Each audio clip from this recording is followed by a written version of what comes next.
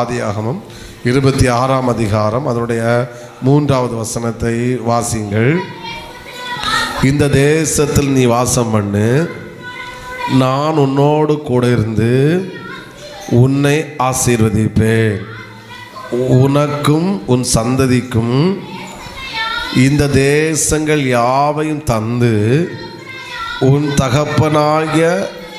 தகப்பனாக்கிய ஆபிரகாமுக்கு இட்ட ஆணையை உனக்கு என்ன செய்வேன், நிறைவேற்றுவேன். அப்போ அந்த ஆசீர்வாதத்தை நான் அவனோடு நிப்பாட்ட மாட்டேன். அது அவனுக்கு கொடுத்ததை அவனோடு கொடுத்து முடிக்க மாட்டேன். உனக்கு என்ன செய்கிறேன், தருவேன், பின்தொடரும்.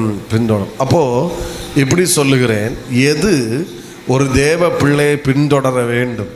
நாம் இந்த வசனங்களை கவனித்தோம். ஆசீர்வாதம் நம்மை பின்தொடர வேண்டும். ஆமென். எல்லாரும் இந்த வார்த்தையை சத்தமாக சொல்லுங்க. ஆசீர்வாதம் நம்மை பின்தொடர வேண்டும். பக்கத்தில் இருக்கிற கையை கொடுத்து சொல்லுங்க. ஆசீர்வாதம் உங்களை பின்தொடர வேண்டும். ஆமென். இது பின்தொடர்ந்து தான் ஆக வேண்டும். அப்போது கவனிங்க, நான் போன வாரம் ஸ்ட்ராங்காக பேசினேன். சாபம் பின்தொடரக்கூடாது, பாவம் பின்தொடரக்கூடாது, வியாதி பின்தொடரக்கூடாது. இது அல்ல நம்மை பின்தொடர வேண்டியது. நம்மை பின்தொடர வேண்டியது என்னது? ஆசீர்வாதம். இன்றைக்கு அந்த ஆபிரகாமின் சந்ததியாக நாமும் இருக்கிறோம். ஆமென். ஆபிரகாமின் சந்ததியாக நாம் என்ன செய்கிறோம்? இருக்கிறோம். ஆபிரகாமின் சந்ததியாக நாம் இருக்கிறதுனால ஆபிரகாமிடத்திலிருந்து வந்து புதிய ஏற்பாட்டில் பல ஆயிரம் ஆண்டுகள் தாண்டியும் அது இன்றைக்கு நம்மையும் என்ன செய்து கொண்டிருக்கிறது? பின்தொடர்ந்து கொண்டிருக்கிறது.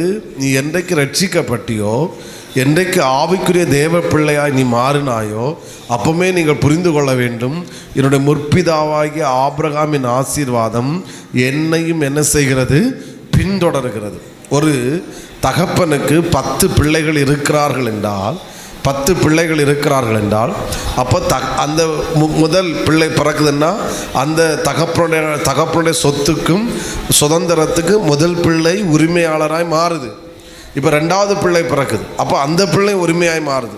3வது பிள்ளை பிறகு எத்தனை 10 பிள்ளைகள் பிறந்தாலும் 10 பிள்ளைகளும் அப்பாவுடைய சுதந்திரத்துக்கு சொத்துக்கு உரிமையுள்ளவர்களாக என்ன செய்து விடுகிறார்கள்? மாறிவிடுகிறார்கள். உண்மைதானா? ஆமென். ரட்சிப்பை குறித்து பைபிள் என்ன சொல்லுகிறது என்றால் மறுபடியும் பிறத்தல். எப்படி சொல்லுங்க? மறுபடி. அதை இன்னும் சொல்லும்போது ஒருவன் கிறிஸ்துவுக்குள் பிறக்கிறார். கிறிஸ்துவுக்குள். அப்போ நான் ரட்சிக்கப்படுகிறேன் என்றால் விசுவாச குடும்பம், கிறிஸ்து என்கிற குடும்பத்தில் நானும் என்ன செய்து விடுகிறேன்? இணைக்கப்படுகிறேன். அப்போ 9 பிள்ளையோடு எப்படி ஒரு 10வது பிள்ளை சேரும்போது அந்த 9 பேருக்கு உரிய அதே சொத்தும் உரிமையும் 10வது பிள்ளைக்கு வருகிறதோ, அதே போல் கிறிஸ்து என்கிற குடும்பத்தில் நானும் இணைக்கப்படும் போது அதற்குரிய ஆசீர்வாதங்களுக்கு நானும் சொந்தக்காரனாய் மாறிவிடுகிறேன். அந்த ஆசீர்வாதங்களும் என்னை பின்தொடர்கிறதா இருக்கிறது.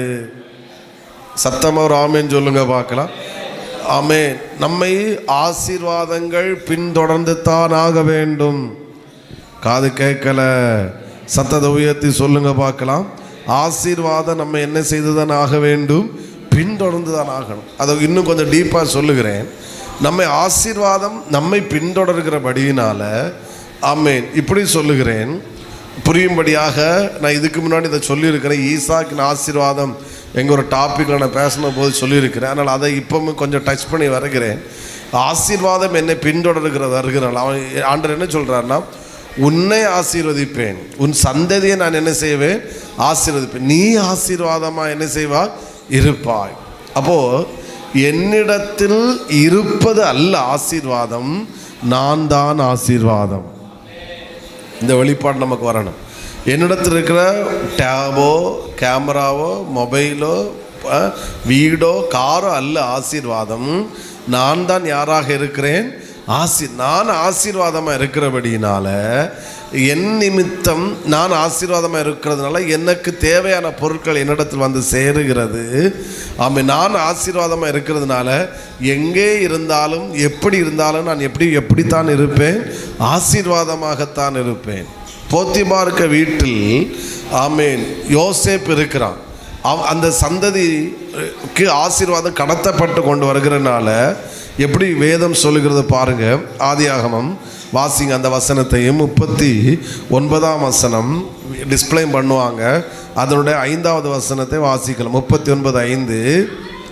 அவனை தன் வீட்டுக்கும் தனக்கு உண்டான எல்லாவற்றுக்கும் விசாரணை காரணத்தை ஆக்குனது முதற்கொண்டு, எல்லாரும் அந்த வார்த்தையை கவனிங்க. கர்த்தர் யார் நிமித்தம்? யோசேப்பு நிமித்தம் அந்த எகிப்தியன் வீட்டை என்ன செய்தார்? சொல்லுங்க. அப்ப இப்படி சொல்லுகிறேன், போத்திபாருக்கு அல்லது எகிப்தியனுக்கு வீடு அல்ல யோசேப்புக்கு ஆசீர்வாதம், யோசேப்பு தான் ஆசீர்வாதம். ஆமென். பக்கத்தில் உள்ள கையை கூட சொல்லுங்க பார்க்கலாம். சத்தமா சொல்லணும். உங்களிடத்தில் இருப்பதல்ல ஆசீர்வாதம், நீங்கள் தான் ஆசீர்வாதம். ஆமென். பழைய நாட்களில் அந்த பேர் இருந்துச்சு. சிலருக்கெல்லாம் பேர் போட்டாங்க ஆசீர்வாதம் அப்படின்ற பேரெல்லாம். திருநெல்வேலி அதுக்கு அந்த பக்கம் அதிகமாக பார்க்க முடியும். உங்கள் பேர் என்ன சொல்லுவாங்க? ஆசீர்வாதம். சில இப்படி ஆசீர்வாத நாடாறு இல்லைன்னு எப்படின்னு கொண்டு வருவாங்க. திருநெல்வேலியில் நான் கேட்டிருக்கேன். இப்போல்லாம் அது போயிட்டு. ஆமேன்னு சொல்லுங்க பார்க்கலாம். அழகான அர்த்தம் உள்ள பேர் இருக்கு. ஆரோக்கிய சாமி, நல்ல பேர்லாம் இருக்குது. இடையில ஒருத்தர்கிட்ட கேட்டோம், சொன்னாங்க உங்கள் பேர் என்ன அப்படின்னு கேட்டால், எனக்கு பேர் பரலோகம் அப்படின்னார். சோத்திரன் சொல்லிட்டு அவரே சிரிக்கிறார். எனக்கு பேர் என்னது? பரலோகம். ஒருத்தர் சொன்னார் எனக்கு பேர் போத்தீஸுன்னு. சோத்திர பேரண்ட்ஸ் என்ன வெளிப்பாடோட போட்டாங்கன்னு தெரியல. சோத்திர ஓகே, அதங்க இருக்கட்டும். அப்போது இந்த மைண்ட் செட்டு நமக்கு, நம்ம என்ன மைண்ட் செட்டு பண்ணுறோன்னா, ஒருத்தனுக்கு ஒரு வீடு இருந்தால் அது அவனுக்கு ஆசீர்வாதம், ஒரு கார் இருந்தால் ஆசீர்வாதம், ஒரு பொருள் இருந்தால் அது இருக்கு, அது நான் ஆசீர்வாதம் இல்லைன்னு சொல்ல வரல. மெயின் என்னென்றால், என்னிடத்தில் இருப்பதல்ல ஆசீர்வாதம், நானே என்ன செய்ய, நான் தான் யாராக இருக்கிறேன்? ஆசீர்வாதம். ஆமென் சொல்லுங்க பார்க்கலாம். ரெண்டாவது, அதே போல் நான் இருக்கிற இடமல்ல ஆசீர்வாதம், என்னிடத்தில் இருப்பதல்ல ஆசீர்வாதம், நான் தான் ஆசீர்வாதம். அதே போல் நான் இருக்கிற இடமல்ல ஆசீர்வாதம், நான் தான் யாராக இருக்கிறேன்? ஆசீர்வாதமாக இருக்கிறேன். அப்போது நான் ஒரு இடத்தில் இருக்கிறதுனால, நான் ஆசீர்வாதமாக நான் இருக்கிறதுனால என் நிமித்தம் அந்த இடம் ஆசீர்வதிக்கப்படும். அதான் முக்கியம். திரும்பவும் சொல்கிறேன், நான் இருக்கிற இடத்து நிமித்தம் நான் ஆசீர்வதிக்கப்படுவதல்ல. அது ஒரு பக்கமாக இருந்தாலும் என் நிமித்தம் நான் இருக்கிற இடம் என்ன செய்யப்படும்? ஆசீர்வதிக்கப்படும். பைபிள் அதை தான் வாசித்தோம். போத்திபாருடைய வீட்டின் நிமித்தம், எகிப்தியனுடைய வீட்டு நிமித்தம் யோசேப்பு ஆசீர்வதிக்கப்படவில்லை. யோசேப்பின் நிமித்தம் எகிப்தியன் வீட்டை கர்த்தர் என்ன செய்தார்? சத்தமாக சொல்லுங்க. சோதரம். நீங்கள் ஒரு கம்பெனிக்கு போகிறீங்கன்னா, ஆமீன், இடையில ஒரு பிள்ளையோட இது பார்த்தேன், நீங்கள் அது பார்த்தீங்கன்னா இல்லை, ஏதோ ஒரு ஸ்கூலுக்கு அந்த பிள்ளை சேர்க்கலை, ஃபீஸ் கட்டலைன்னா எதுக்கோ சேர்க்கலை. அப்போது வெளியே விட்டுட்டாங்க. அப்போ அந்த பிள்ளை அப்பா சொல்லுங்கள், நம்மளை இந்த ஸ்கூலில் வெளியே விட்டதுக்காக நீங்கள் ஃபீல் பண்ணாண்டா, ஒரு நாள் வரும் அன்னைக்கு இந்த பிள்ளைய நம்ம வெளியே விட்டோமேன்னு இந்த ஸ்கூல் ஒரு நாள் ஃபீல் பண்ணோம். சோத்திரம். நீங்கள் அது அந்த இது படிச்சிங்களான்னு தெரில, நான் ஒருத்தங்க படிச்சிருக்காங்க, நான் பார்த்துருக்காங்க. Very good. சோத்திரம். அது என்ன ஒரு பெரிய மார்க் எடுத்து ஏதோ பாஸ் ஆகிட்டுன்னு நினைக்கிறேன். ஸோ அவங்க பிள்ளை சொல்லிச்சான், என்ன இந்த ஸ்கூலில் சேர்க்காதனால நஷ்டம் நமக்கு இல்லை, இந்த ஸ்கூலுக்கு தான் நஷ்டம். ஸ்தோத்திரம். ஆமென். அந்த பிள்ளையோட வெளிப்பாட்டுக்காக ஆண்டவரை ஸ்தோத்தரிக்கிறேன். அது அதே போல் வாழ்ந்து காட்டுச்சு. ஸ்கூலில் ஒரு நாள் பெரிய ஆளாக ஒரு நல்ல ஒரு மார்க் எடுத்து இது பேட்டி கொடுக்குற அளவில் வந்துட்டு. ஆமென். அப்போ நம்ம என்ன நினைக்கிறோம், இந்த ஸ்கூலில் படித்ததுனால என் பிள்ளை பெரிய ஆளாகிறோம் இல்லை. நான் சொல்கிறேன், உங்கள் பிள்ளைகள் நிமித்தம் அந்த ஸ்கூலு பெருசாக மாறணும். ஆமென். கம்பெனியில் இந்த கம்பெனி கவர்மெண்ட் ஜாப், இந்த வேலை ஜாப் கிடச்சா நான் நல்லா இருவேன் இல்லை சார். நீ அந்த கம்பெனியில் ஜாயின் ஆனதுனால உங்கள் நிமித்தம் அந்த கம்பெனிக்கு பெருமை. ஐயோ வரமாட்டேங்குது.